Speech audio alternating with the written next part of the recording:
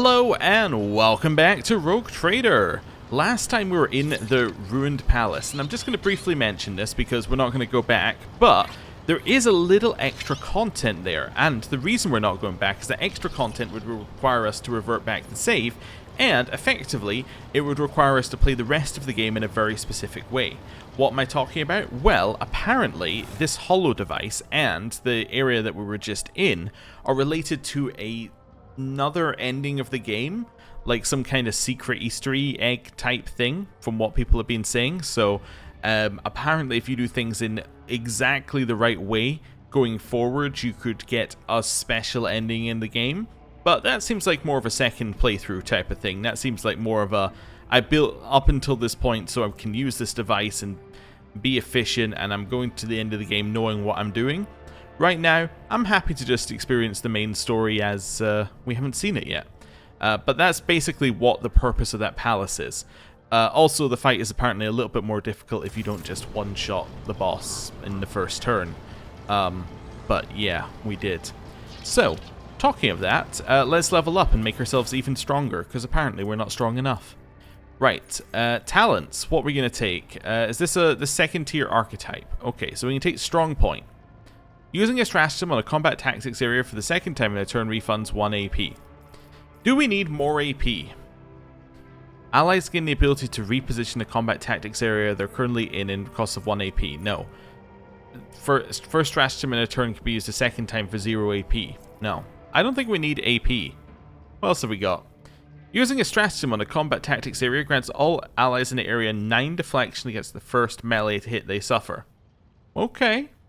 Or overpower or willpower resistance tests forced by overwhelming stratagem are made with 5 plus 2 times int bonus plus fel bonus. Int bonus plus fel bonus is currently 17, 34, 39. So they're made with a minus 39. That's pretty good. Yeah, I think that could be really good.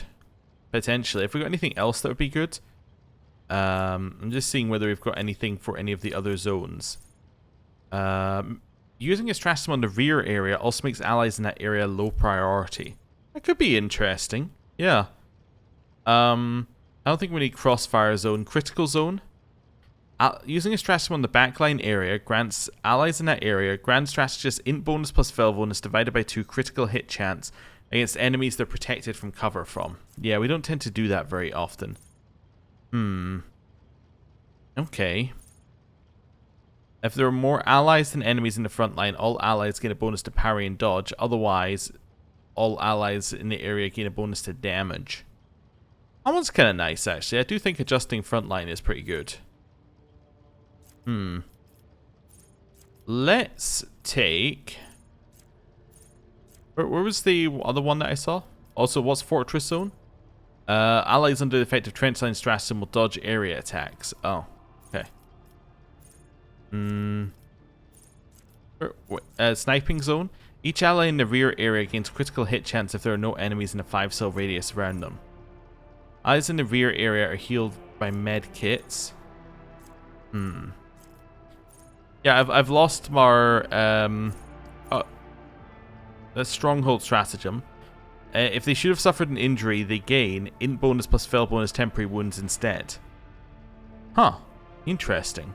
That's kind of interesting. Yeah, it's definitely got something going on there.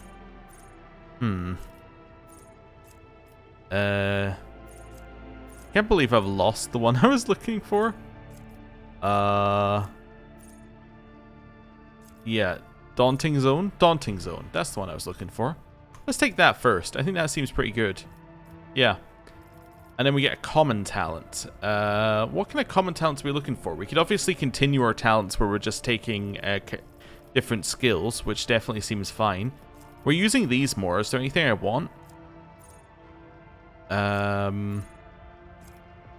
No, I don't think so. Well, what's this? Once per combat, if the crime lord has at least one stack of surefire plan, they do not die from lethal damage. It's kind of nice, but I don't think we need it. Yeah, okay, so let's take more of these advanced weaponry stuff. We could also take Aldari weapon proficiency or something like of that nature, which would also be interesting, but I just don't think we need to. We're not even using the Drukhari weapons that we have. Okay. Nimble's also a nice single point one, just to give you a bonus to dodge. I don't think we actually need that. Okay, chain weapons, no. So what skill do we want to boost up here? Or what advanced skill do we have available? Do I already have one I was working on? No, so we previously finished the advanced... Oh, it could do advanced skill tech use, I suppose. Yeah, that'd be quite nice. That would make us by far the best tech use one. Could do demolitions. What else could we do? We could do a fell one. We could try and get ourselves our own persuasion, potentially. I think our own persuasion sounds interesting, actually. That, I think, could be very useful for us. Yeah, because we don't always take Cassia and Jai to every mission. So yeah, trying to raise our persuasion or coercion would be good.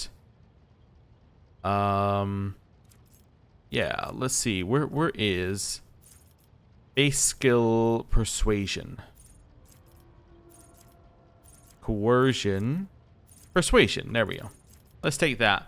So that'll be fine for now, and then we can take the advanced skill later, which will make that even better. Okay, so we're continuing to boost up our skills. So we're pretty good on most of the skills that we have. Marazzi. Okay, second tier talent. Has he got anything? Aldari equipment is something I've ticked if we have nothing.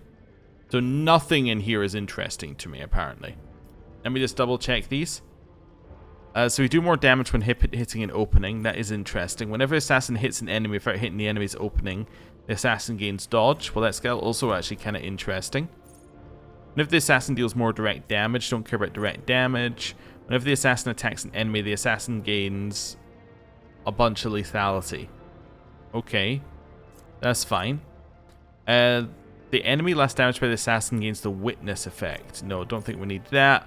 Whenever we have no more than one adjacent enemy, any enemy that moves into a cell adjacent must pass an agility resistance test or fall prone. Okay. Don't think we need that. Don't need direct damage. Elusive speed. The assassin is elusive at the start of their turn. They gain 4 MP and 10 lethality. Okay. Okay. If an enemy suffers from a critical hit from one of the assassin's allies, at the start of the assassin's turn, a new opening is there. I don't think we need that. Hemorrhage makes Death Wind... Oh, that's the hemorrhage effect from Death Whisper does extra damage. I like this. We gain lethality % chance to deal 5% of the target's max wounds more damage when hitting an opening, which will always happen because our lethality is always over 100. Yeah, let's do that. That's just 5% extra damage. Here's a common talent. I have to say the Aldari equipment makes the most sense for us here. Wonderful. Right. You. Second tier talent. What have I ticked? Or what do I want? I've got no stars next to any of these. That doesn't seem right. I must have put stars next to things because I did it for everybody. But I guess I didn't. Okay. Let's see what other stuff we have. So, adaptability. Gaining a stack of versatility increases critical hit by 10% until the end of the turn. Every round, the first single target ability used by an ally on the Archmilitant grants 1 AP to the ally. As long as the Archmilitant has killed at least one enemy with a melee attack this round, the Archmilitant gains a bonus to dodge. Devastating attack also reduces target's armor and toughness. You use two-handed ranged weapons in melee, not something we need to worry about.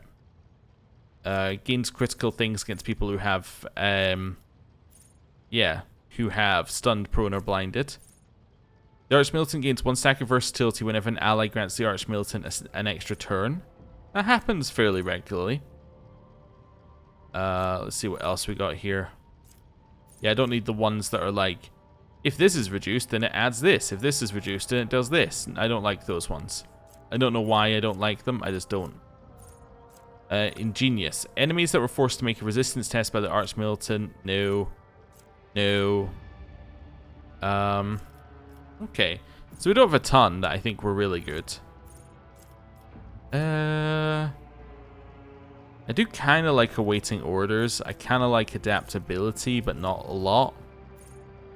Yeah, and that's kind of it, actually. Yeah. I was expecting there to be a lot more that I was into. Let's take awaiting orders. I think that's quite nice. Actually, did we not have one that was like every time somebody uses a single target ability, they gain 1 AP? Is that it? That's not this one, right? That is this one. Perfect. That's what we want. Yeah. That I think happens quite a lot. And then here we can take 1 point in something. Nimble is okay. Swift movements for extra movement points is okay, although he often gets stopped by a variety of things. His chain weapons are already improved, right? No, we could make his chain weapons deal extra damage. That's pretty good. That's a solid one. Bolt weapons as well seem pretty good. He uses both of those. Let's take chain weapon expert. That seems good. They have 4 maximum damage. Wonderful. Roulette. Let's see what we got for you. Nothing that is not already done. Okay, so start the bounty hunter's turn to gain 2 MP for not worried about it. Bounty hunter's allies can crit against enemies affected by prey. So it's 3 plus perception bonus, so 11% critical hit. Don't think that's necessary. Each enemy affected by piercing shot has their armor reduced by 7. Raid grants an ally additional 2 times the target's difficulty tier % damage against prey. Whenever the bounty hunter kills prey, his difficulty is 4 or higher, they gain 2 AP. AP is not that useful. Bounty hunter's first critical hit in a round grants their allies a stacking target's difficulty tier plus hunter's perception bonus divided by 3% bonus to armor penetration. So, target's difficulty tier, let's say that they're 3, plus the bounty hunter's perception bonus, let's say it's 8. Actually, let's say the difficulty tier is 4. 4 plus 8, 12, divided by 3 is 4. And once they reload, they lose it. I don't think it's that good. Whenever prey is killed, all enemies in a 10 cell radius have their agility reduced by 5 times the prey's difficulty tier. Let's say it's 3, that's 15 agility lost. That's pretty good. 10 cell radius is pretty large. Okay. Whenever the bounty hunter scores a critical hit for the first time in a round, they gain target's difficulty tier movement points. Don't care. Whenever a bounty hunter kills an enemy with a critical hit, all allies in a 7 cell radius around the target gain the target's difficulty tier % critical hit. If the bounty hunter kills an enemy, the bounty hunter's next attack this turn will always score critical. It already does. Okay. I'm going to take gruesome kill. Let's do that. And then we get a normal ability. What do we want here? We could take Drukhari weapon proficiency. I suppose that would be fine. Could also just take a characteristics training. Yeah, what would we take if we took that? Perception, maybe? Perception or... we're already taking agility. Could be ballistic skill. Let's take perception. Let's just do a straight perception characteristic. That seems pretty good. Right. Argenta! I must have ticked something for you. I say hopefully. Yes. Exploit weakness. And preferred targets, the 2 that I was like, I don't really want these, but that's fine. If their armor reduced by anything or deflection reduced, she deals more damage. Great, we'll take that. Next one. I don't have anything ticked here. She already has bolt weapon expert. She has heavy weapon stuff. Solid projectile. I don't know if these count as solid projectiles. They might, but not sure if they do. I think that's a separate class of stuff. Could increase her agility. That's generally just a good thing to do. Yeah, let's just increase her agility. Wonderful. So she's now even better at dodging. Idira! We're going to have to spend some time on this one, but let's just see if I have anything. Don't immediately have anything, so now we're taking more of these ones. Power Conduit. After triggering Psychic Phenomenon or Perils of the Warp first time in each combat, the next Psychic Power costs 1 less action point. Yeah, that seems fine. Yeah, that seems fine. We'll take that. And then, single point. Stronger Together gives all of our allies +5 willpower. +5 willpower. Yeah, that seems reasonable. Just check if we have anything else that seems like we immediately need it. What's Thriving in Peril? Perils of the Warp increases momentum. Use of Heroic Act reduces fail degradation by 3. I think it's intelligence that one's based off of. Whenever the Psyker kills an enemy with a psychic power, deal more damage than target's wounds, the excess damage will go to the next one. Enemies that become targets of the Psyker's psychic powers gain a penalty to dodge and parry. That's actually going to be pretty good if we get our gen to get doing extra damage to those people.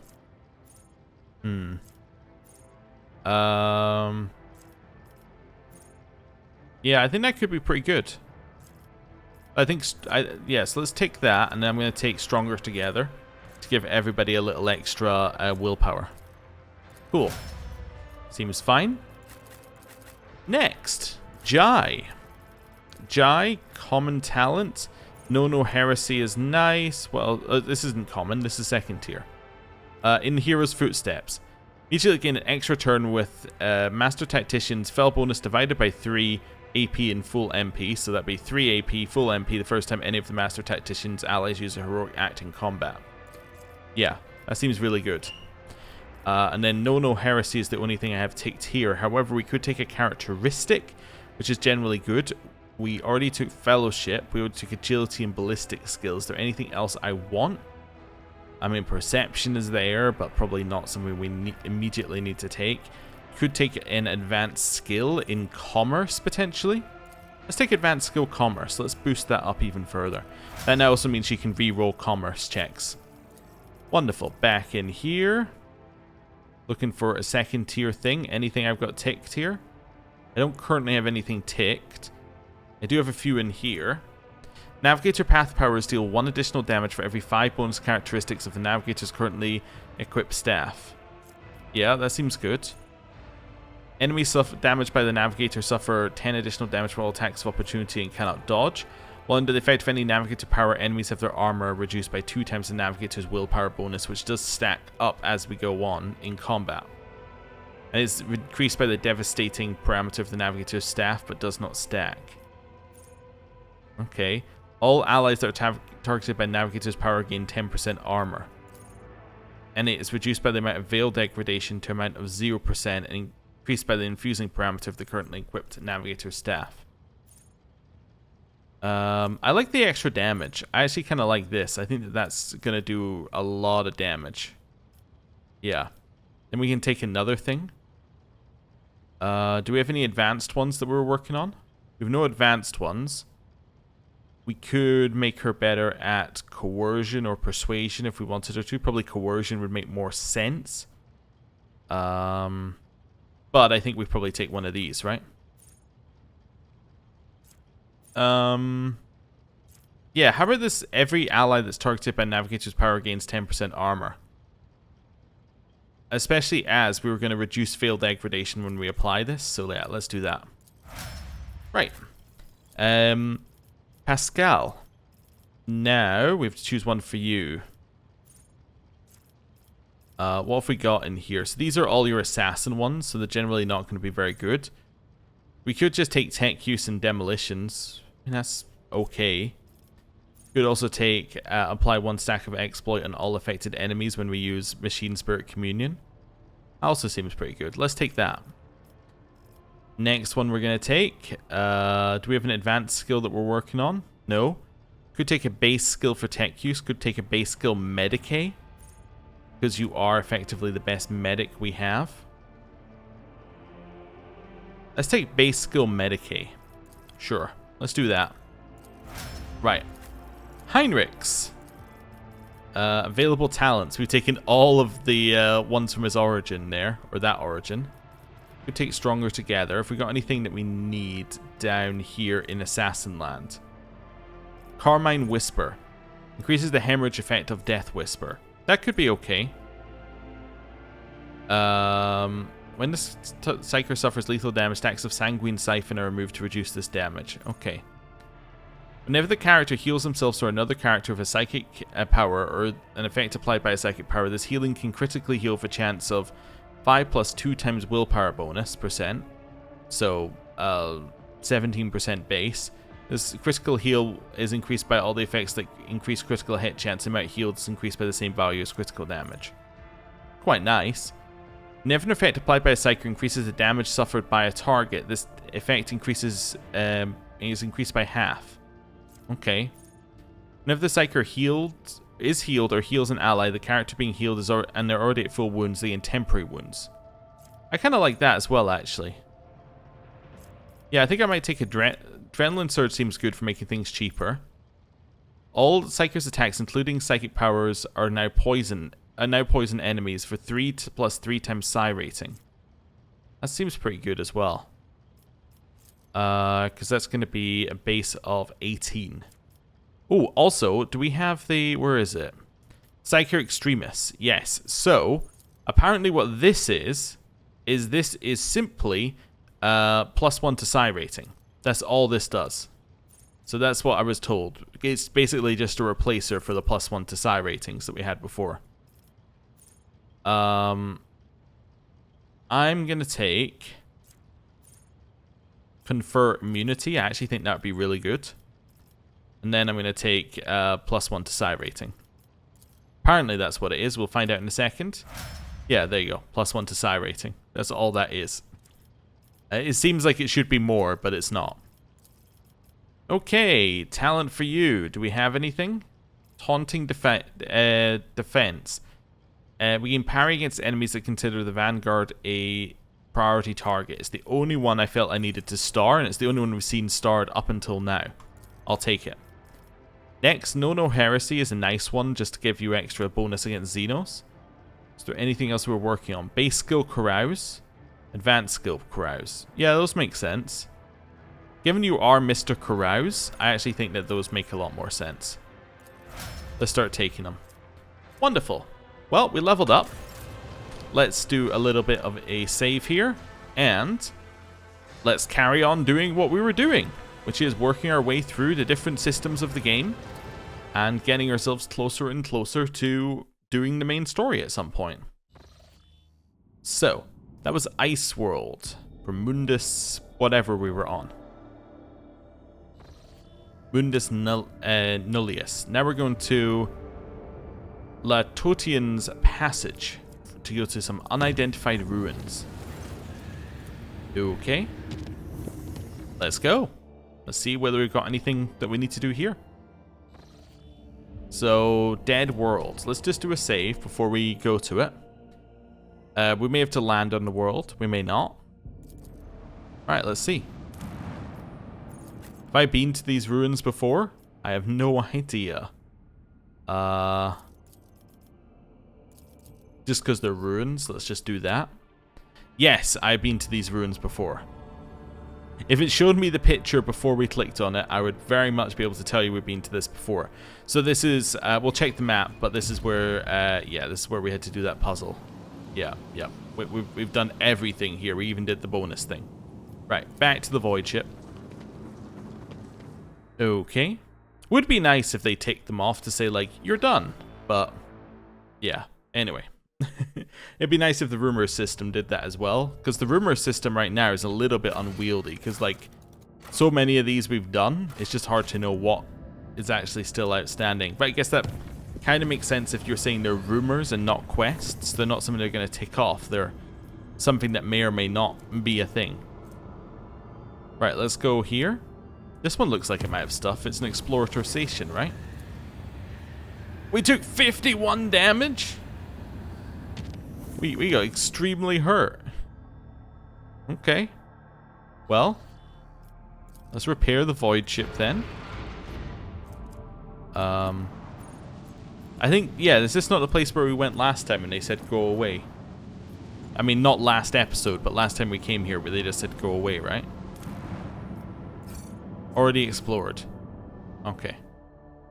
Well, that's fine then. We'll leave there. So Langren's Belt's where we need to go for Marazzi. We don't need to go here currently. Let's go Langren's Belt, Forgotten Twins, and then we've been everywhere but the main quest. Right? I think so. If I haven't, please let me know. I'll probably see the comments before I'm done. But I think we've been everywhere else. Cool. Let's travel here. We haven't been to Silent Submersigret, I suppose. Let's just do that first. Mainly because I don't think there's anything there, but we'll check it anyway. Just to be sure. Yeah, already explored, already explored, already explored, already explored. Cool. Right. We will then do a save. And we will head back over to Langren's Belt, where we need to take Marazzi to go and see what remains of his cabal.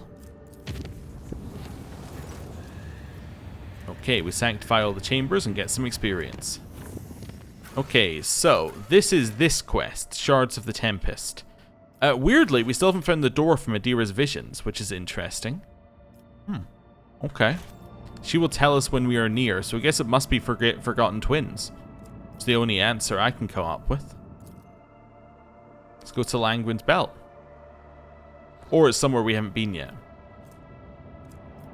We have pirates over here, but we had I think these are trade with pirates rather than pirates. We have Drukhari void ships over here as well. Let's head to the Drukhari void ships, maybe? Sure. On the edge of the system, a few crippled xenoships, barely visible in the darkness of space, huddle together. Not displaying any of the usual hostility, the Xenos are stuck in inactivity, entirely ignoring the rogue trader's presence. The Augur team has detected a number of damaged void ships, each afflicted with several systems failures and bearing a few dozen living creatures. An attempt to identify their drive signatures is met with failure, but the scanners pick up an exchange of data between the ships along an encrypted channel. Marazzi recognizes the vessels as those of the Reaving Tempest Cabal by their silhouettes and markings. The news that his Cabal's warriors survived their insatiable kin's bloodthirst fills the Xenos with a grim resolve. Marazzi turns to the rogue trader and demands to leave the detected ships unharmed. The Xenos yearns to meet them in person. Okay, let Marazzi fly to the Xenos ships on a shuttle. The shuttle carrying Marazzi returns so quickly to the rogue trader's vessel that it is impossible to tell whether the Xenos took part in the failed negotiations or participated in a violent and impetuous duel. Offering no comment, Marazzi turns to Lord Captain with a categorical request: help the survivors and let them go. Okay, provide the resources to the Xenos. The Xenos accept the resource shuttles, arrogantly maintaining Vox silence and showing no gratitude for the Lord Captain's generosity and aid. With the resource transfer concluded, Marazzi returns aboard with bloodstains on his armor plate. According to him, the meeting was successful. Okay, that's all we had to do for Marazzi. But the reason I did that, and the reason I was happy doing that is effectively us making a deal with Marazzi. We have said to Marazzi, okay, we're going to do that. He has helped his people. We are happy to do that. It's something that we can easily do, something we can easily give up. It may come back in the future, but at the very least he knows that we helped him. A chase is ensuing behind the stained glass windows of the bridge. Several pirate raiders are trying to catch up with the cruiser, fruitlessly firing salvos at it from their macro cannons. The officers of the Augur crew report they're chasing the Elusive Contempt. It's a legendary pirate flagship that's been plundering cargo ships around the Expanse for several hundred years, masterfully evading patrols and escaping unpunished with the loot. Shelby, the proto-speculator, the Elusive Contempt's captain, addresses you via Vox. In a cheerful, almost affectionate voice, he thanks you for the high-grade resources mined by the Von Valancius Extractiums and also for your invaluable assistance in his escape. As soon as Shelby finishes his speech, the Elusive Contempt swiftly enters warp, and a powerful salvo intended for his vessel explodes against your void ship shields instead. They dare to attack a rogue trader. Prepare for battle. Okay. Well, it's us versus the pirates, but I feel very confident. These aren't ships that will dodge things. These are things that will die if we shoot them. This hallowed vessel's bulkheads will hold strong. There is also the Elusive Contempt here as well. I had thought that it had already escaped by the time we got here, no but boarding no. actions. What a shame. There's multiple people who are hostile to multiple people. Or maybe they're all hostile to us? To me, it seems like they're hostile to each other. But no, they're all hostile to us. That's fine. Our goal is to get the Elusive Contempt, but the rest of these guys are going to be here in the middle. Okay. I kind of feel like our move is just charge straight past them. But maybe I'm wrong there. But that just makes the most sense to me. Sword class frigate. Shooting this one.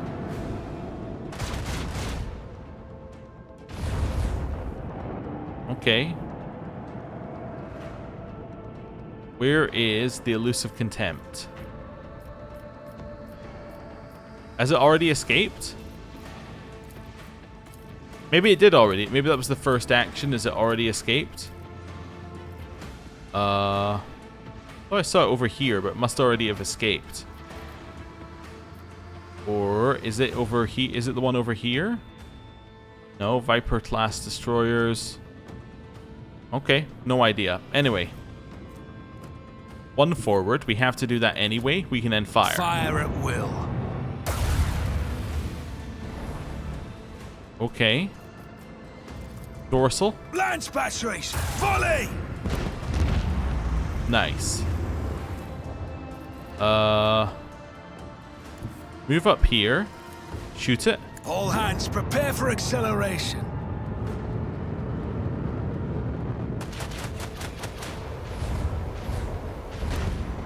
Wow, it's already dead. Drop one of those to go that way. Go here. I was thinking almost go here and then shallow jump. What's this? Boarding party. Boarding party goes on another ship causing damage. I don't think we need that right now, but it's interesting. Okay, move forward. I'm going to twist that ship. Okay, and then I'm going to protect our port side. Wonderful. And then we can't shoot anything on the port, so that's okay.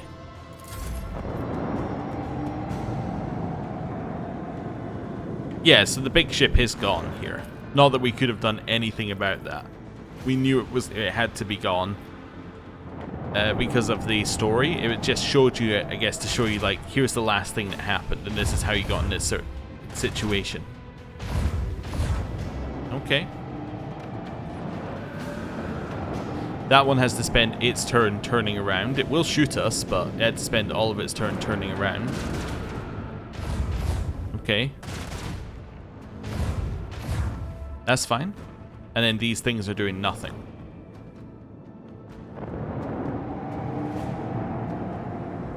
Okay.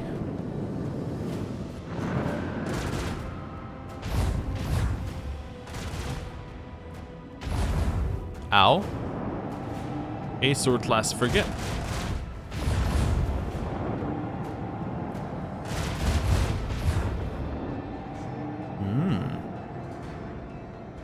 Okay. Fly into that one. Boom. Oh, we haven't quite got it yet. Okay, dorsal, shoot them. With the force of a supernova. Shoot them. Make every shot count. Nice. Okay, go forward. To here. Then use arc augury. All hands, prepare for acceleration.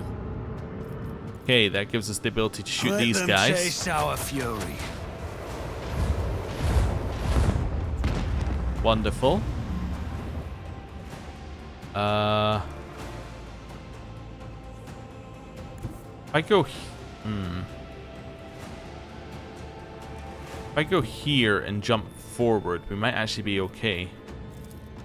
Let's go here and use shallow jump. Helmsman, take us in. Let's see how this looks. Nice. That looks pretty good to me. Fire at will. Right, they're going to try and run.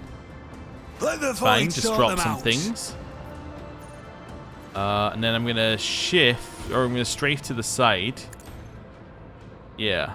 The reason I'm going to do that is I'm trying to avoid this one down here. See how that looks. So that's going to blow up on us. We were already aware of that. That one's running away, in theory. This torpedo will not reach us. This one will also not reach us. Yeah, that's going the wrong way. And that's just in the wrong place. Wonderful. Yeah, and that's also in the wrong place.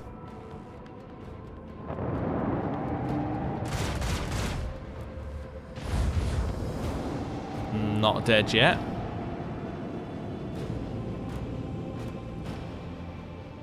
Just loop around. Effectively using that to kill torpedoes. Okay. Shoot it. Macro cannons, open fire!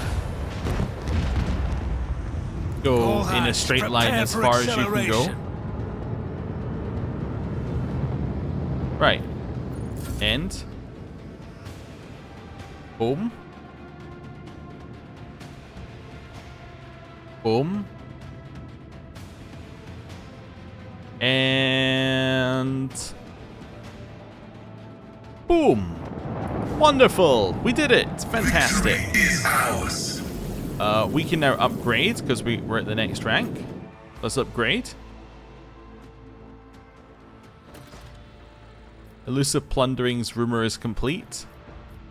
I'm gonna go upgrades. We get 2 new developments. When approaching the enemy, the flagship shuts down. Non-essential systems start to drift unnoticed, passing enemy ships. As a result, in most encounters, large enemy vessels are surprised and act later. Flagship now collects more scrap from destroyed ships. I'm gonna take. Yeah, that silent running seems really good. I also like us acting before enemies in most encounters, so maybe we could take that second. There we go, perfect. We now act like early in all encounters, which is generally good. Right, Ravaged Void Station. We have 2 more things on this in this area. Also, that rumor completed, which is very rare. Usually they don't. Right, the Ravaged Void Station. We landed here before. We might have. Let's go. I'm not going to change our squad. We'll just see what it looks like, and then if it looks like something we can recognize who we need to send, we'll send them. This tells me nothing. We could have been here before. We might not have been here before. Map-wise, is this the one that loops back around on itself? Yes, we have been here multiple times. Let us not dawdle. Okay, cool. Or, if it's new, it looks the same as before. I don't think it's new, though. I think that we have already seen that one. Right, Snow World. We may have done Snow World as well before, but I don't think we have. We've done one Snow World, but I don't think we've done this Snow World. Unless this is just the... Unless this is the Distress Beacon one that... Ah, no, new. Having already studied the surface of the planet before, the augurs detect a suspicious zone with an unidentified object at its core. It must have been hidden previously by some force field, but now it is for some reason inactive. The same thing. The same thing. Oh, okay. I sent a scout seat. I was just spamming the button for just a couple bits there. Okay. Immediately after the ship approaches close enough to the planet, a strange artifact from the homunculus' laboratory activates. Trying to receive the incoming signal from the planet's surface, the black faces of the prism have started to emit a pulsing lilac light. The augur team reports that the source of the signals is a small beacon which cannot be studied from orbit. A group of living organisms is detected around the beacon. I sent a scout team to investigate. A disgusting sight unfolds before the scouts. In a sinister high-fenced enclosure, hideous mutants crawl and writhe. Hundreds of ugly beasts, their shapes vaguely reminiscent of humans, squirm on several pairs of deformed arms and legs. Incapable of attacking or doing much of anything else beyond crawling in the dirt, the creatures are riven with endless pain which seems to feed the Drukhari beacon at the very core of the pen. A pulsating lilac light flows from the beacon. Activate it. Oh, we got a new rumor. The activated beacon on the planet emits a thin lilac beam, sending out a signal which is promptly accepted by the artifact on board. The prism unfolds into many small petals and shows a holographic image of a certain planet and corresponding coordinates. Order the scout to bring the beacon to the ship. I got more Xeno artifacts for that. In response to the beacon's attempted removal, the collars and chains binding the mutants together suddenly activate, emitting a series of destructive impulses that slowly inflate and explode the beasts one after another. In nightmarish agony, writhing and shrieking from unbearable pain, the homunculus' victims are finally granted their deaths and long-awaited freedom. Okay. So what's the rumor? The rumor must tell us what world we need to go to. Then we need to go to the Narmare 4 system. The lava world in the Narmare 4 system. Okay. Lava world, Narmare 4. It was a bit weird that we had to press the first button so many times, which unfortunately meant we did miss it telling us what something did. Is this the Narmare 4 system? No. It just happens to have 2 things on it. That's fine. Narmare 4. You know what we can do? We can use the thing I found out about. There's Narmare 4. It's not that far away. We can go back for it. I'm just thinking if there's a quicker route. Is this quicker? There, there. That's 1, 2, 3, 4 versus 1, 2, 3, 4. They're exactly the same. One is slightly safer, but I don't care. Let's just take the one we're already on. Don't give me the fight an enemy thing. Whatever you do, just don't give me the fight an enemy one. Lord Captain, we found the trail of the Elusive Contempt. The ship was sighted in Latotian's Passage. If we go after the pirates right now, we can catch them before these arrogant scoundrels slip away. What's this? Oh, that's... okay. Let's head in here then. Back the way we went. Let's visit. Let's just see if they happen to be here. Nope. Okay. Back over here. That's fine. Let's see if they're here. Pirates. Quick save. Let's go beat up some pirates. Alright, save has finished. Pirates. And we might get to go first in combat, which would be nice. Also repair our hull. Let's go. A pirate flotilla has gathered in a system with an especially prosperous extractium. The Augur crews report that all the void ships share their signatures with the Elusive Contempt. You hear a familiar, cheerful voice from the Vox. Shelby, the proto-speculator, sighs theatrically. You're hot on his heels, coming between him and his fortune. The cargo ships are just about to take off from the bountiful planet, but the rogue trader himself wishes to rudely interrupt their plans. But that's quite alright. Shelby sounds thrilled by the sudden competition. The Elusive Contempt's captain is ready to wait for his next opportunity, and for now he'll leave you in the good company of his friends. You see the pirate flagship begin to maneuver to escape into the warp. We will fire at them. Don't let the insolent pirates escape. Fire a broadside at the Elusive Contempt. Starboard batteries light up, firing a salvo. The missiles reach their target. Despite a direct hit, the Elusive Contempt manages to slip away once more, though it won't recover from the damage anytime soon. That may help us in the end fight against them. I'm assuming there's going to be an end fight against them. We'll see. Right. Let's go. Another space combat. Not what I expected to be doing, but that's okay. So more of these. Yes, these are now Claymore class corvettes. Let's do one of those. Keep up the pressure. We got anyone we can immediately shoot? No, move forward. Move forward again. We can almost start shooting at people. Let's head up this way. And let's head up this way. And I'm getting closer deliberately. There we go. And shoot like this. Lance batteries. Volley. There we go. Then we're going to turn, which is why I did that. Because turning lets us now shoot with our, with our port guns. Wonderful. Fire. Fire at will. Okay. Let's do a shallow jump here. Still not quite close enough, huh? Let's strafe one to the side.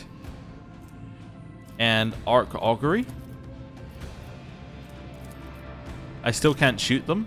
That's very annoying. I needed strafe 2 to the side. Okay, well, that's fine. You're probably going to shoot my... you're probably going to shoot my starboard side. So let's just protect there. And there we go. Sword class frigate's in a little bit of trouble. That's okay. That's why it exists. Smite the enemies of humanity. It's in a lot of trouble. They are putting themselves in front of the... that's fine. They're putting themselves directly in front of the torpedo. That side still appears to be good.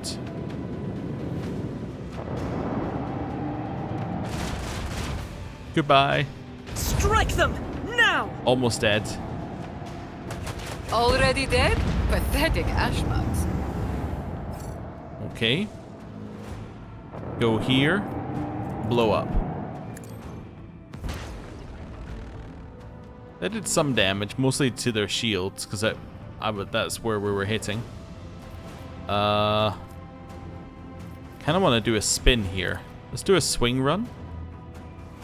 There we go. Engage the engines. Then go forward. Dorsal. With the force of a supernova. Okay, move forward. Shoot. Fire at will. Nice. Another one of these Torpedoes here. away. And let's reinforce the front. Yeah. See how this goes. So they're quite far away from us. Okay, they're shooting the torpedoes, which is not ideal, but they're not shooting us, I guess, is the bonus. These guys might be shooting us. Yeah, but they were shooting the side that I just protected up. Okay. Go in here and blow up. Okay.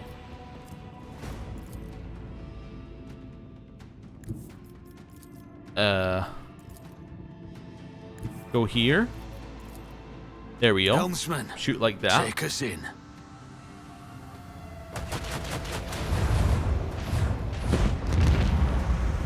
Perfect. Oh, we're gonna hit that With the side? force That's of even a better. Supernova. Okay, round here. Go round here. Shoot. Lance batteries. Volley. Let's go. Perfect. Bloody throne! We did it! I believe the second shot, by the way, is related to one of our companions. I think one of our companions can do a second shot. So, it does a second shot. We have completed the rumor. We have defeated them. Wonderful. We also took 0 hull damage. Minus the extra ship that comes back every combat. No, we're done with this. There is no chasing the elusive... Oh, wait. That wasn't the elusive contempt, though. Yeah, that was just where it currently was. So we want to go back to Mundus Valancius on the way up to Neymar 4. Assuming that it's not here. And given it's got the question mark still there, we want to have a look for it, right? Yeah, so it's not there. So we'll move up to the next one.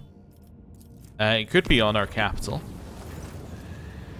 Horrible nightmares. We got released from that. That's fine. Let's head up to Neymar 4.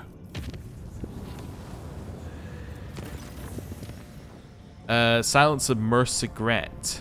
So down here. Okay, we'll do that in a bit. Well, we'll do that next. What we need to do first is head in here and go to this arid world with the unidentified beacon in Narmer 4, which is where the homunculus' thing is telling us to go. I assume this could be where the homunculus is. This would be really good if that is. Let's have a look. This one. Having already studied the surface of the planet before, the augurs detect a suspicious zone with an unidentified object at its center. It must have been hidden by some previously by some force field, but now is for some reason inactive. Same thing again. Same thing again. Same thing again. Okay. The homunculus's prism that has been kept aboard the ship is activated again. Augurs detect another Drukhari beacon, only this time the dark artifact from the homunculus's laboratory establishes contact with it as soon as the ship enters orbit. The prism shows the next set of coordinates, but the beacon on the planet's surface continues emitting a sinister signal. Send out a scout team. This time around, the scene in the scout's face is no less loathsome than the last. Hundreds of those who were undoubtedly at some point humans lined up in a chain of bizarre geometric shapes. Their bodies fused with each other at the hands and feet swing steadily, unable to fall. Tortured wails break through sewn lips, and burnt-out eye sockets gape outward from mutilated faces. Bring the beacon to the ship. Okay. The removal of the beacon from its platform leads to a grotesque spectacle. As if the beacon has sent a signal, unseen devices within the mutants activate sequentially, burning out each mutant's innards with a scarlet glow. One after another, continuing down the chain, the poor soul's bodies slowly smolder and turn to ash. So we now have the next location for that one, which is where? The next location for that one is the Lapidus Mortis system. Okay. The Lapidus Mortis system, which I think is up here, right? Nope. Oh, it's over here. Okay, that makes sense. Right. Head back over this way. And actually, I have something I want to try. I'm going to try this here just because I want to see how it looks. So I had a theory that if we created a new route, it would be orange. Can I just have a look? Did I make it a 3? Is that orange? No, it's still red.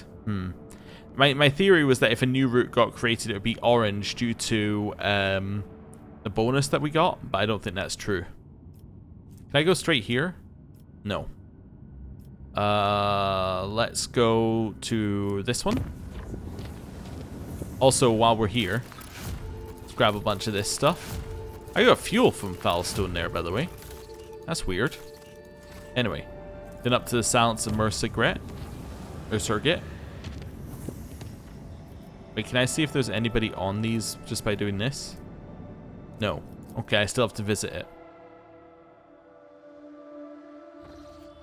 Pirates. Okay, so this one is called the end of the Elusive Contempt, so I'm assuming this is us killing it, but let's see. All the way over here. And let's get rid of these pirates.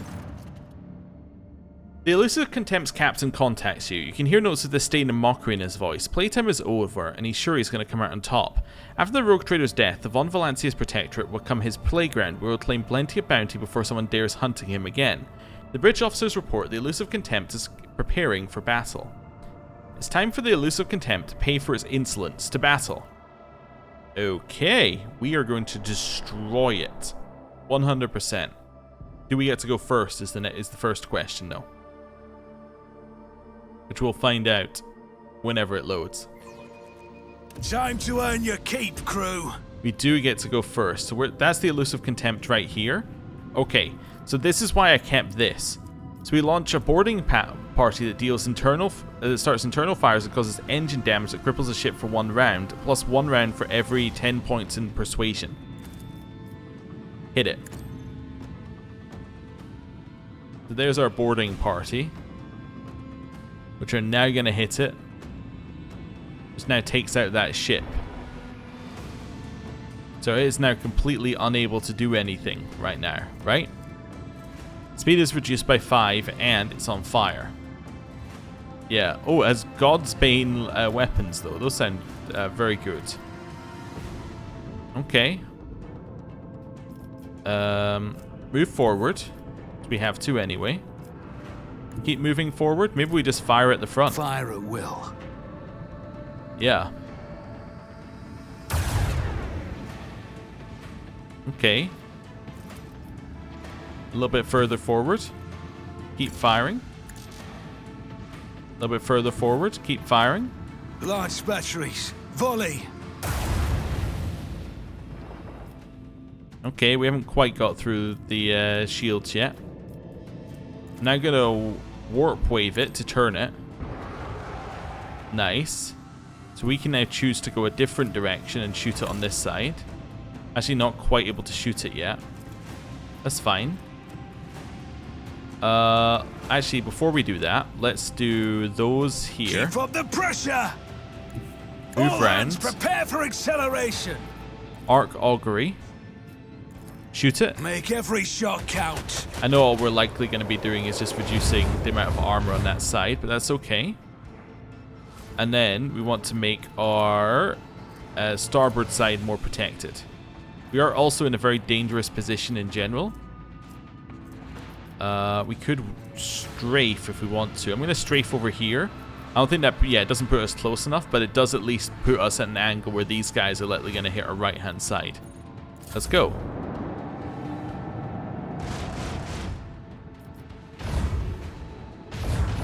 Okay.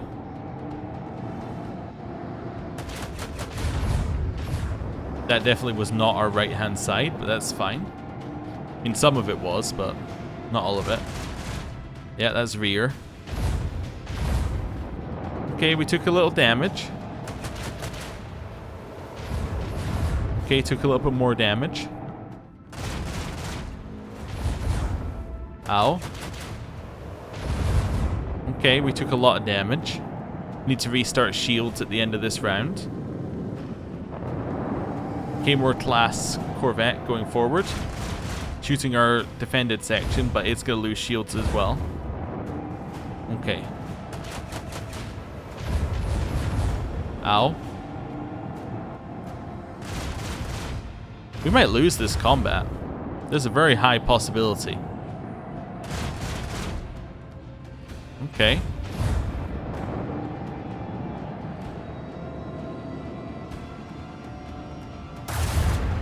Ow. Ow. It then moves at its incredibly fast speed away. Of almost no speed. Oh, hello. At least they don't really do very much. Okay. Go get them. Not a huge amount of damage, but that's fine. Dorsal. We can't quite shoot it from where we are. I think I might have to just try and kill some other ships. Just checking what we're gonna hit if I shoot at different sides. Okay, so we're not gonna hit the same thing. Let's starboard shoot this one because we're probably not gonna actually be able to shoot it with anything else. We killed it immediately. That's huge. Okay, let's just shoot the port side here then. Fury. Dorsal. With the force of a supernova. Can't quite kill it yet. Could boarding party this again. I think boarding party is still applied, but let's reapply it. Just to be sure. Okay, that's fine. I do need to reapply it each turn. It's good to know. Let the Drop void those. sort them out.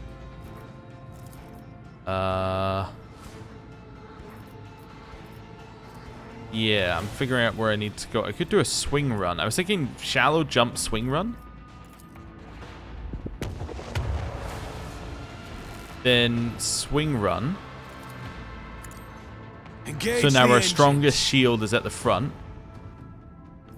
Restart shields. Move forward. Shoot here. Fire at will. Nice. That seems really good to me. Redo our macro cannons, just in case I got anything I can do. Arc augury. Yep, Macro okay. cannons, open fire.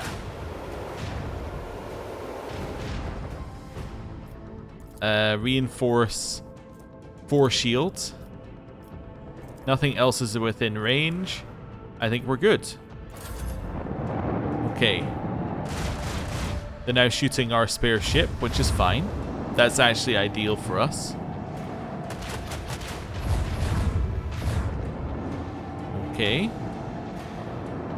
That one's not really at an angle. It might shoot this ship, but it's not really at an angle to hit anything too badly, I think. Hey, it got a turn. That's fine. Getting a turn's reasonable. Elusive Contempt gets a turn. It can't move very quickly and has to very slowly move around here. Probably means it'll be out of range of anything but the torpedoes.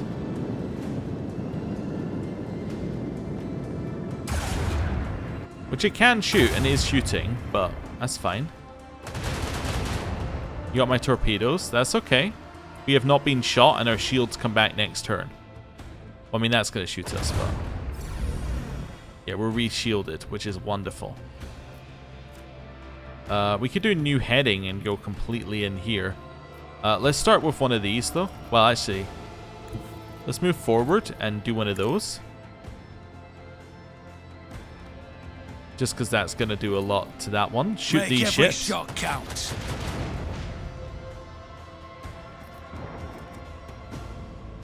Another one forward. Shoot these ships. Nice. Gonna drop that here, so that's gonna go towards them. New heading. Now let's me turn all the way around this way to then shoot this ship. Lance batteries, volley. Wonderful. Not quite close enough to hit with this, even if we increase our range. Let's increase our port shields here. And I'm going to spin that ship. Perfect. That's exactly what I was aiming for. Why was I looking for something? Also, I can do this and scan its weak points while we're here. Give us a weak point to hit. But why did I want to spin it that way? Or more specifically, away from us? Well, I just don't want it to shoot us this turn. Now, is it going to kill our allied ship? Probably, but voidship that's fine. Is now a barrier pyre. This thing might shoot us. It's fine if it does. We are shielded up. Okay. I mean, that shield is now looking particularly weak, but that's okay.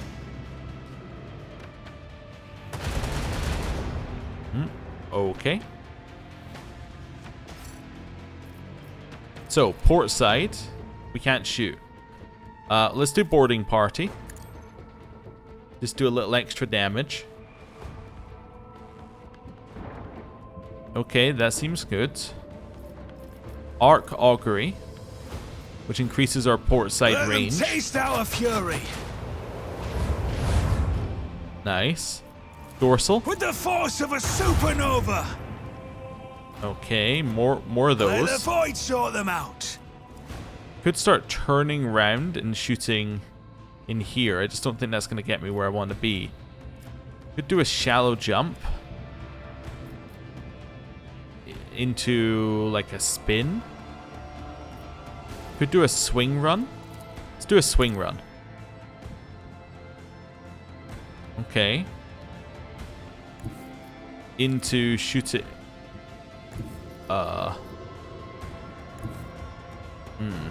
Into going here and then doing a no, into here. Then how much do I need? I need to move a little bit more to the side. Okay, we can make that work. Helmsman, take us in. Strafe to the side. Follow it up with one of these. Salvo! Okay. Follow up with a turn, and then we shoot. Fire at will. Perish in the void, Wonderful. and cravens. You're probably going to shoot our back one here, I had to guess. That's fine. You will definitely shoot back if we do one of these. Wonderful. Let's do it. So now we're against the Claymore class one, which has to shoot our back if it's going to shoot us, and it shoots the torpedoes instead, which is a waste because these guys will one-shot them. Oh, they actually shot us. That's fine. Okay. Torpedo in here.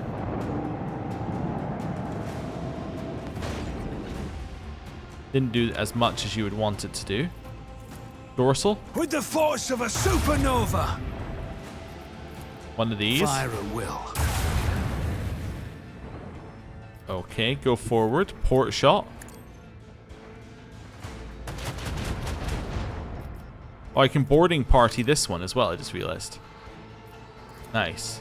Keep up the pressure. Warp wave. Okay. Swing run.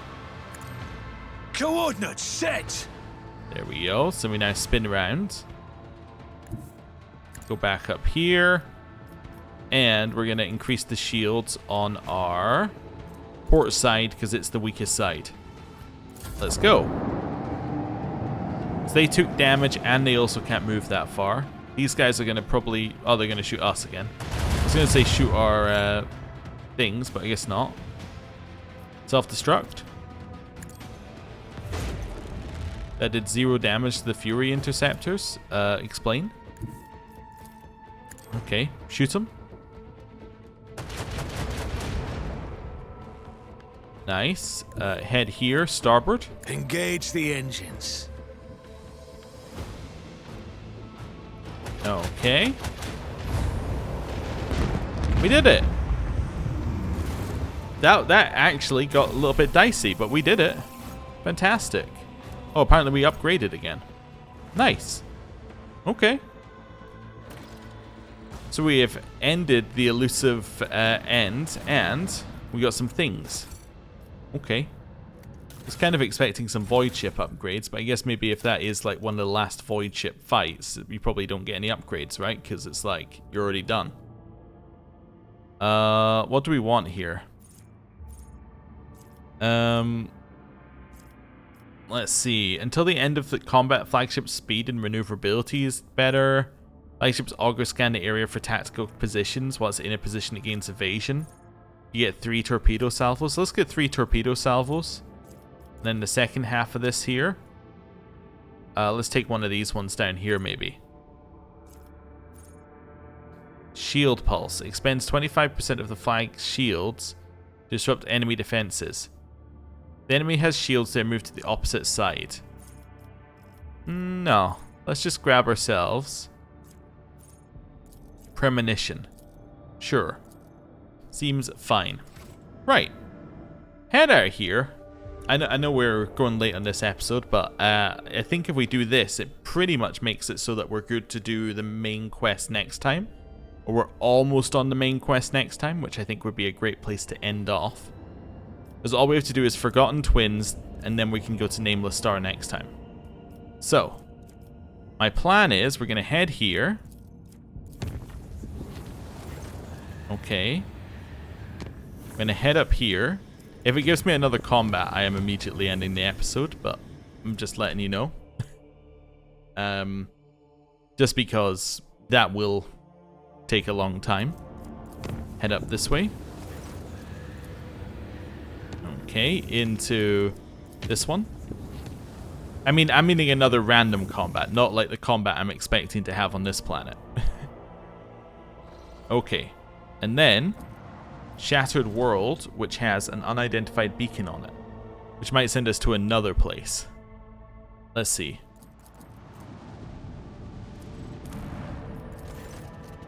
Having already studied the planet before, the augurs detect a suspicious zone of an unidentified object at its center must have been hidden by a force field, but is now for some reason inactive. Same number here. Yep. The homunculus' prism, residing on the ship, receives an incoming signal from the planet's surface and shows the next set of coordinates. Augurs determined that, as before, the beacon on its planet is set up in the middle of a fenced area with a multitude of living creatures within. Send a scout team. The third beacon turned out to be encircled by a appalling gallery of grotesque exhibits cobbled together from a huge quantity of mutilated bodies. Massive statues pierced with giant black rods depict the battles of unknown warriors with non-existent creatures. Each of the several dozen such statues is centered from quivering flesh and still living bodies groaning in agony. Or is created from quivering flesh and still living bodies groaning in agony. Bring the beacon to the ship. Once the beacon is torn off its platform, a scarlet lilac impulse runs through the giant rods that pierce the statues of flesh. All the unholy figures are gripped at once by a blinding blue flame as the air is filled with incoherent screams and smell of burnt meat. Lovely. I don't need the plasteel that's here. That's fine. So, where is the next place that we need to go? Next, we need to go to 100 Dreams Crossroads. Okay. A lavish bounty awaits the person who's going to be there at the end. Oh, okay. After making contact with it, the prism displayed a short message from the homunculus addressed to an Archon. A fascinating journey full of hand-picked, tormented victims was drawing to a close. A lavish bounty awaited the one who made it to the end. The prism gives the coordinates of the Death World in the 100 Dreams Crossroads. I didn't realize that we were getting little bits of lore with each of those. Okay. So this was effectively a treasure hunt for an Archon. Okay. During the warp voyage, Navigator's Chambers reported there are warp reefs on the ship's course. The fragments of the Sea of Soul give material form. Navigator may either steer the ship past the dangerous region or risk approaching the ragged formation to gain valuable insight. Let's gain insight. How did I fail? I had 100%... Oh, because it used her insight. I think we did this before and I was mad and I reloaded it. But anyway. Why does it use her insight? I guess it uses hers because she's the navigator. But why does it tell me it's using mine then? Anyway. The Crossroad of 100 Dreams. This will be the thing that I keep going to look at and then always going, oh, it's nothing. Would this be that? Dead World. No, because I keep going to the Ice World. Okay. Having already studied the planet before the Augurs blooded, we've done this like more times than we need to see. Augurs have detected a container with unidentified cargo on the planet next to Drukhari Beacon. Many kilometers around the zone are filled with huge, likely dangerous Xenos life forms. A very strong emission of unclear nature radiates from the beacon itself. The cargo can only be taken from the planet by force with the help of an assault squad. Let's do it. Expecting resistance, the assault squad disembarks some distance away from the beacon. To the soldiers' surprise, the gigantic mutants surrounding the beacon turn out to be incapable of even moving.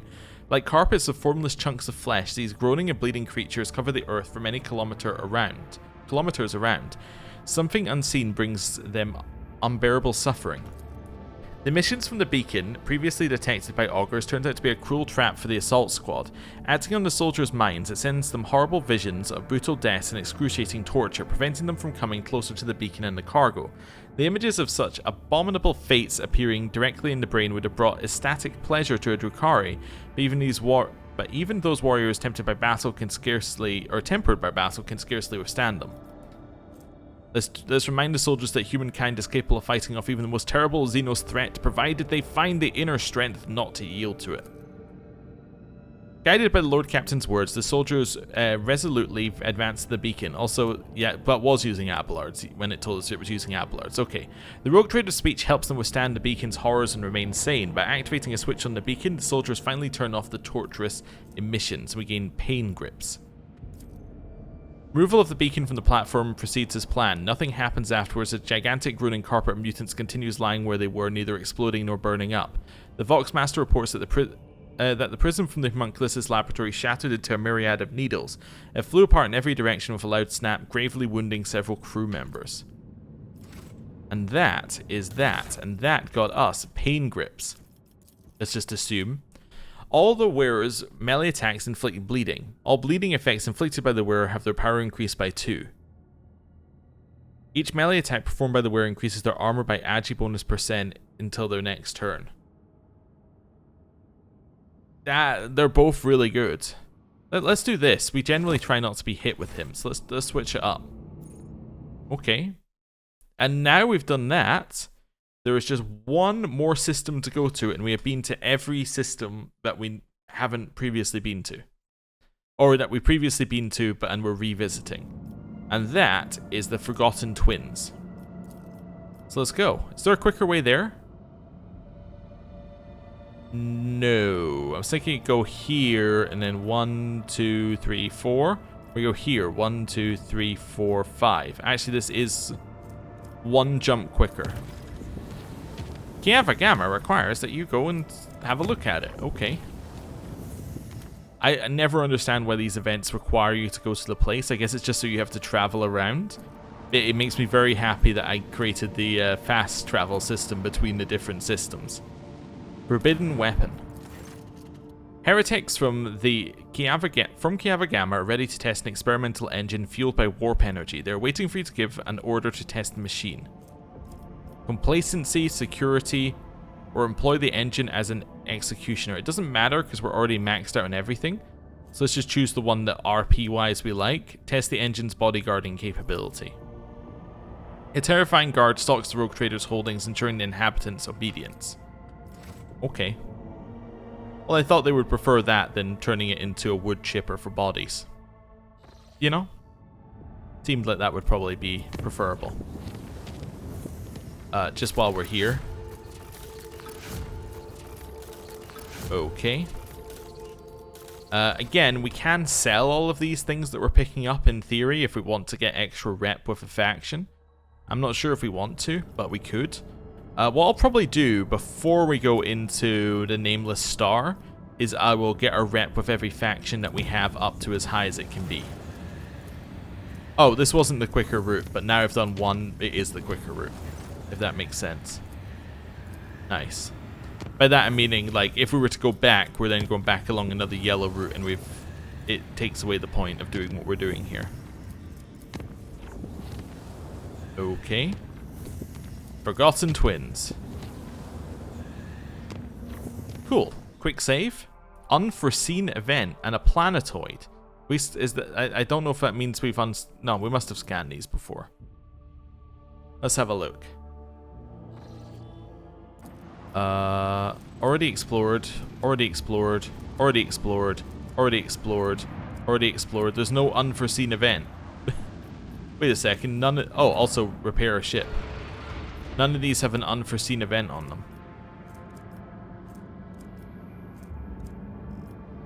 To see if there's anything else to click on. Don't think so. Alright. Let me double check what world it says has the unexplained event on it. None of them. Alrighty then. Over here, warp travel. Okay. Now there are two things here. We've already done the ancient bunker. That's where we got the yeah, that's where we got one of the stamps to get Jai the mercantile certificate. So we only have the main quest here, and that's all we have left to do. So now we can return to the bridge, and we can yeah, we can sell a bunch of stuff basically, and see where that gets us rep wise. And then I think we're ready to go. Yeah, I think we're thoroughly ready to go. Right. Do a quick save in case I somehow mess something up. I don't see how I could, but let's do it anyway. Right. Hello. Transportation of goods. So, our main one is the Drusians. We are actually behind on the Drusians, but okay. It is our main one in theory. So, hide untradeable, clear selection, sort by type. Let's get rid of all bar. Actually, I'll keep 2 fuels. It's one they tend to ask for in random events. Let's get rid of all of them. Ship components, you can have all of them -1. Melee weaponry, you can have all of them -1. Okay. Keep going through these. All of them -1. Uniform kits, same deal. We might not need these anymore. There might not be any more of those checks, but while it, you know, remains a possibility, we'll keep it a possibility.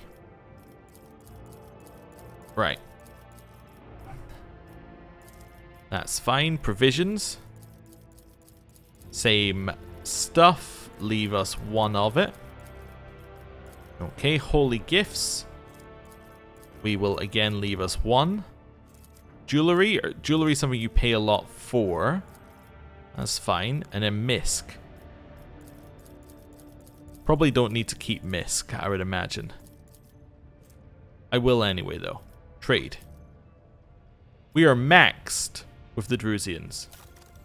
I had not realized that we were going to hit max. We have probably given them too much. But anyway. Grab the power maul. Cursed boots. If the wearer did not spend MP during their turn, they double their cover efficiency. Okay. First time the wearer inflicts burning from flamers, the burning level is doubled. That's Adeptus Astartes equipment. Not that we need it. Fireproof, what does that do? Mounts immunity to fire damage. Probably could have guessed that. Whereas heavy weapon attacks gain 50% damage but never critical hit. Yeah, our person doesn't use heavy weapons. One-handed melee weapon, the sword ignores deflection. That's nice. Blade Wings. The wearer can spend all their MP to move to any cell within movement range. This movement does not trigger attacks of opportunity. At the end of movement, the wearer automatically performs a melee attack with the primary weapon against all adjacent people. Interesting. The wearer always has the highest initiative in combat. Okay. Books of Kazurkin. When in cover, the wearer has 100% cover efficiency against area attacks, but never dodges them. Also, they gain 50% less damage from area attacks. Whenever the wearer uses a grenade and it hits at least 3 enemies at once for the first time in combat, this action does not spend AP. Don't need it. Judex. Flame weapon. Targets hit by this flame or suffer agonizing flames negative effects in addition to burning. Targets suffering from this effect must perform a willpower resistance test with a -10 penalty at the start of their turn. If the target fails, they run into a random ally and inflict burning on them equal to the power of burning the target is currently suffering. The target also inflicts agonizing flames on this ally. That's kind of cool. Okay. We'll grab it. Dogmatic Zealot is needed for this. The wearer cannot fail any willpower or toughness tests while in combat. Plus 15% armor if the wearer's toughness is more than 70. Okay. Interesting. Okay, we'll buy it. Staff of the Righteous Pyre. Wielder of the staff level 15, also gains the Emperor's Wrath ability. This ability is also available in the Heroic Act and Desperate Measures version. Okay. And it gives you a bunch of bonuses. However, you need to have Sanctic powers for it to work. Interesting. Hymn of Vehemence. War Hymn and Furious Recital increase the fire rate of this bolter by the number of enemies affected by War Hymn or Furious Recital. Okay. Interesting. Righteous Justice is a two-handed one. The sword grants the effects based on the wearer's rank of conviction. If you're adherent, ignores the dodge of Xenos demons and psychers. Votary ignores deflection of Xenos demons and psychers. Dogmatic, fanatic, additionally ignores armor of Xenos demons and psychers. This weapon sheathed itself in glory when it was used in the ceremonious single combat between the Malpians and the Order of the Hammer. That's cool. Dragon Scale Power Armor. That sounds very cool. Once per round, the wearer gains 2 AP and 2 MP on their current turn if they kill an enemy. Gives you 20 strength. Nice. Modified Artificer Armor. The wearer's attacks with heavy weapons cost 1 AP less. Gives you 20 strength. It's power armor. Okay, you need power armor proficiency to use it. But that could be really good for Argenta minus the dodge penalty, which is pretty bad, but I mean, it could be good. She can't use power armor currently, but maybe she could in the future. Okay. Now we go to Rizza, and we say, hey Rizza, what you buying? Xeno artifact. Oh, sort by type. There we go. So, ranged weapons you'll buy. The other one wouldn't buy ranged weapons, and we have a lot of ranged weapons. That's fine. Sell your ranged weapons. That's okay. Sell your heretic trophies here. That's fine. Sell your Xeno artifacts, of which we have a lot now. And trade. We're now maxed with them as well. I didn't realize again that we were going to hit max so quickly, but that's fine. Blade's Clone Field. When the wearer fails to parry an attack, they can reroll the parry test once. If they can dual wield melee weapons, they can reroll the parry twice. Warp grenades will buy. Cultist armor plates. If you are heretical zealot, why have we gone for the two that we've gone for the dogmatic and the heretical, but I didn't go for whichever one is iconoclast? I don't know. I'm stupid. Yeah, if you're heretical, you get a bunch of bonuses. We're not.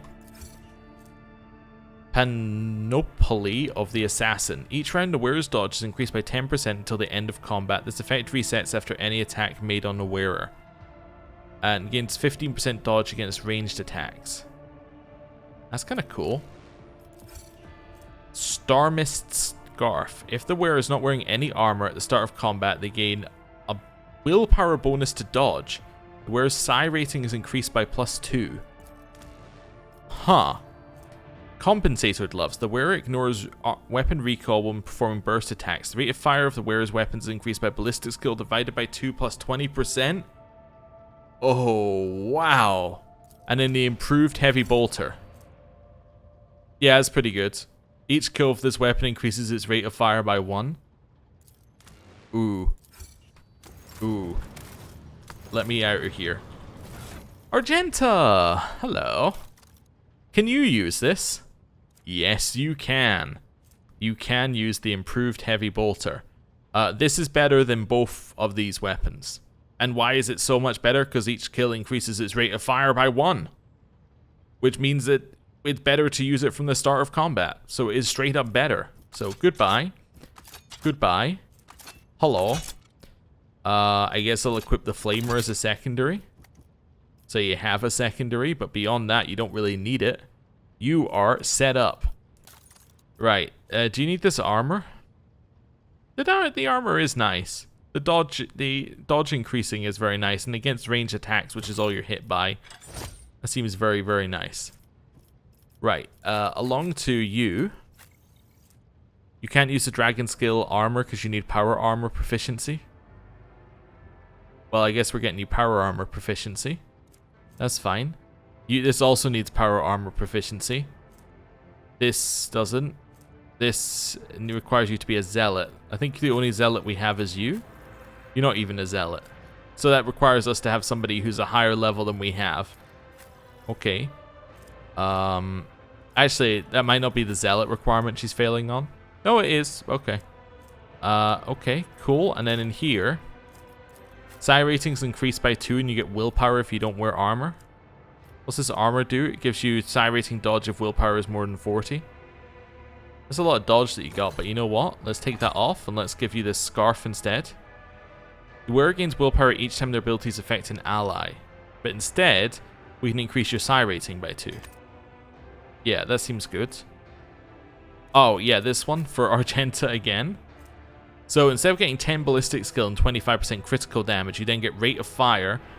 It's increased by ballistic skill, which goes up every single time she gets a stack of versatility, divided by 2.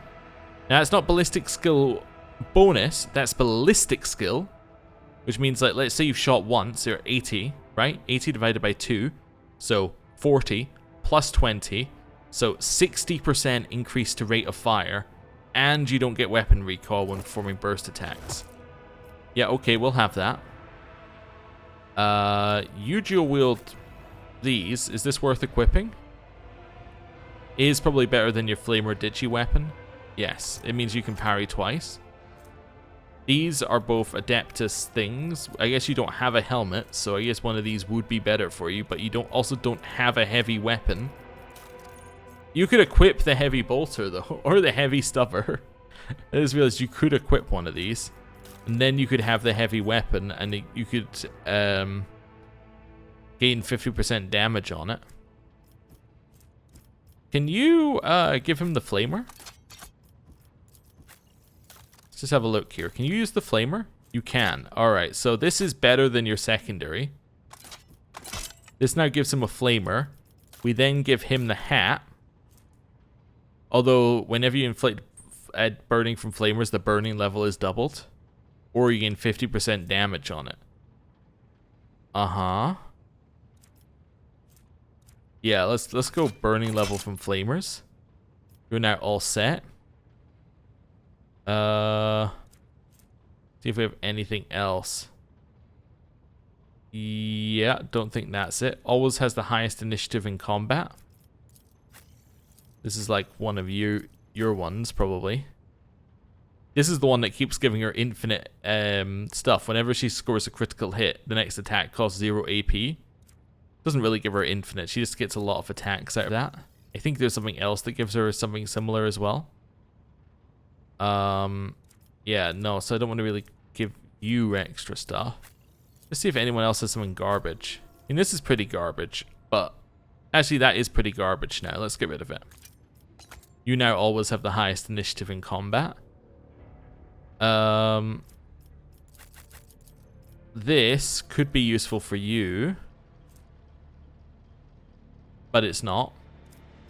Could be useful for you, but it's not. Could be useful for you,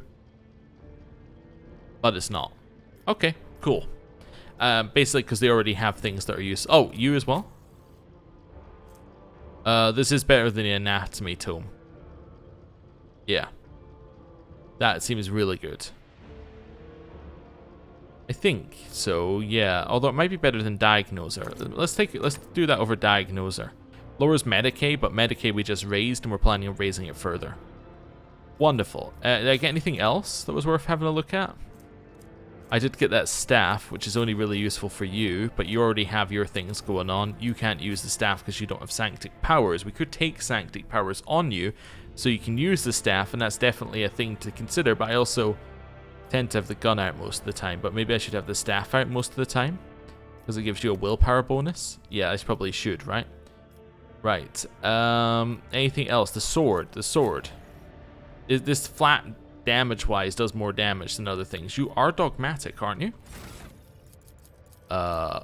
You are 1 point dogmatic. Yeah, so you're a follower, but that doesn't actually give you any bonuses. So, yeah, so basically what this would do is this is just going to do more damage. Okay. Let's equip that as your secondary, and actually it's probably your primary damage dealer. So actually I want to switch these around then. This is your primary damage dealer, this is I want to stun someone. Okay, cool. And does it still give him the sword stuff? No, it doesn't give him normal sword stuff, weirdly. Okay, that's fine. And then the Hymn of Vehemence is actually a funny one, because that would be something for you to equip if the improved heavy bolter didn't get boosted every single time you shot. Although Warhammer and Furious Recital increase the rate of fire of this bolter by the number of enemies affected by Warhammer or Furious Recital, which does technically mean that your base rate of fire is going to be really high with this, right? But your rate of fire of the improved heavy bolter scales. And while this goes up once, maybe by let's say 6 as a max, so it could go up to 14. Once you kill 3 enemies, you're now equal. Damage-wise, it has more damage though. But once you start killing more enemies, I think the improved heavy bolter starts to shine. I don't think you need a secondary. Maybe I just give you the sword in case you get trapped, but you will never be trapped, so yeah, I think you're fine. This sword is so good. I don't know, like, we have nobody who can use it, but it's like incredible. It ignores deflection and has incredible damage on it, but nobody can use it. You can't use it, right? Nope. I mean, we could equip it as our second, I suppose, but this gives you so much parry, which is why the whole reason we have it. Wait, no, because it's not a force sword, so that wouldn't work for you. You could equip it, but I think you might have to have a two-handed weapon in that slot. If you didn't, and it's fantastic, obviously, it's great. It's not as good as Deterring Vengeance. Yeah, I don't know.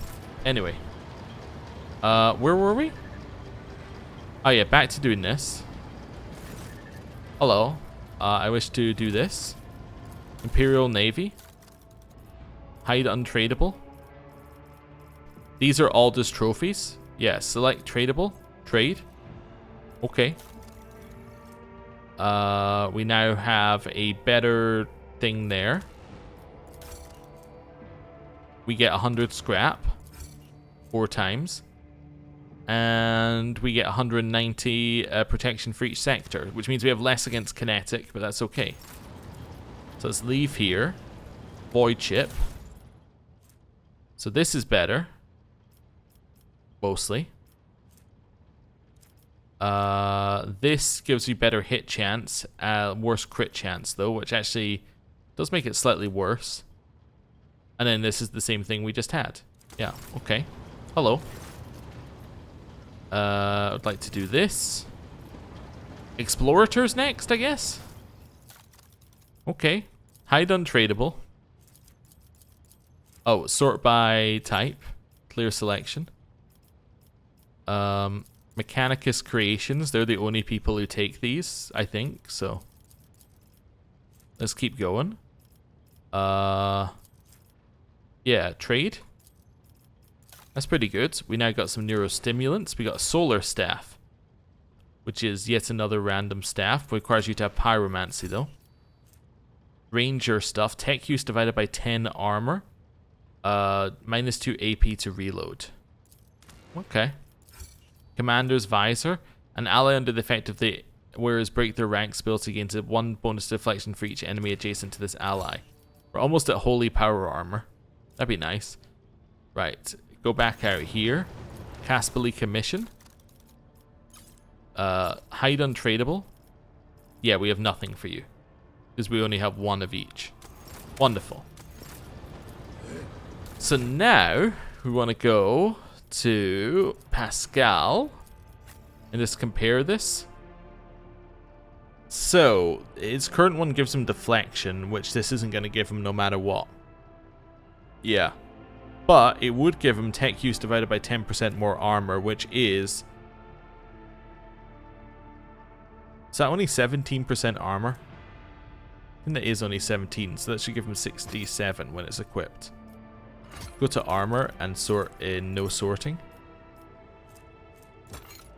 So his armor will actually go down as well. Yeah, it went down by 8. Okay. That show me the calculation? No. Okay. Yes, that's just better. Okay, fair enough. In which case this is just bad. Right. That's us sorted there. The staff, well, the only person we'd be looking at is you, and you can't equip it because you don't have pyromancy. Right. Now we have done everything that needs to be done before the main story mission. So next time, it's time to do the main story mission. Thank you for watching. I'll see you next time. Goodbye.